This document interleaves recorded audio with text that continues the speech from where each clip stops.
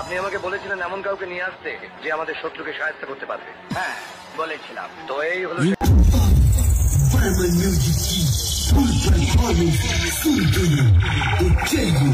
एक साथ शुरू करते हैं।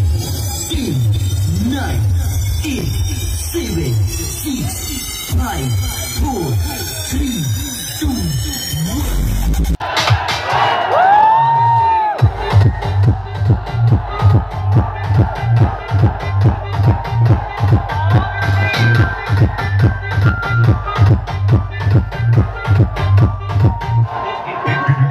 1 साथ साइड, 1 साथ साइड।